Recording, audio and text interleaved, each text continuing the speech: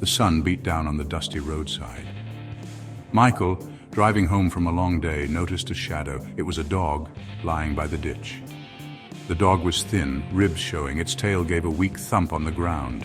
Michael stopped his car. He approached cautiously. The dog lifted its head, eyes sad. It was too weak to stand. Michael saw fear in those eyes, but also a flicker of hope.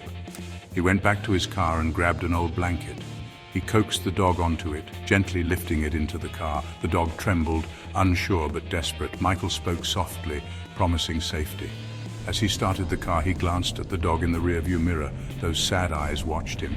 In that moment, Michael knew he couldn't abandon this creature. He was taking him home. The dog, which Michael named Lucky, lapped up water greedily. He ate slowly, savoring each bite of food. Michael watched, his heart heavy.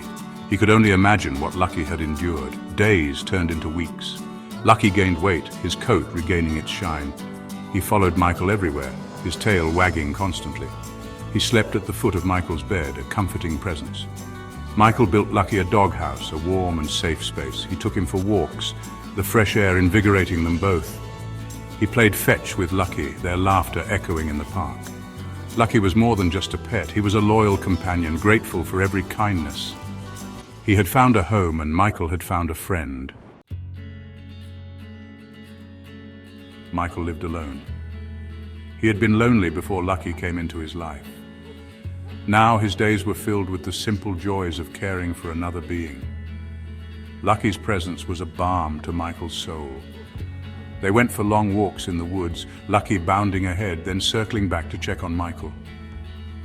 They sat together on the porch in the evenings, watching the sunset. Sometimes Michael talked to Lucky about his day, his worries. Lucky listened, his head cocked, his eyes full of understanding. He didn't judge, he just offered silent companionship. Michael realized that Lucky had given him a gift, more precious than he could have imagined, the gift of unconditional love and companionship. One day, Michael woke up feeling unwell. He had a fever and a cough. He tried to ignore it, but it worsened. He was too weak to get out of bed. Lucky stayed by his side, whining softly. He nudged Michael's hand with his nose, as if sensing his distress. Michael managed a weak pat on Lucky's head. Days turned into a blur. Michael drifted in and out of sleep. He was gripped by chills, his body aching. Loneliness gnawed at him, a fear he hadn't felt before. He knew he needed help, but he was too weak to call for it. He was trapped in his own home, his illness a barrier to the outside world. Silence filled the house, broken only by Michael's shallow breaths. His phone lay on the nightstand, just out of reach. He was too weak even to call for help. Lucky lay beside the bed, his head on his paws. He watched Michael with worried eyes. He whined again, a low, mournful sound. Michael drifted in and out of consciousness. He was vaguely aware of Lucky licking his hand, trying to rouse him. He felt a surge of gratitude for his loyal companion, but fear gnawed at him. What if he didn't wake up? What would happen to Lucky? He clung to consciousness, desperately hoping for a miracle. Suddenly, Lucky jumped off the bed. He ran to the door, barking frantically. He scratched at the wood, his barks growing louder, more insistent. A neighbor, Mrs. Johnson, heard the commotion.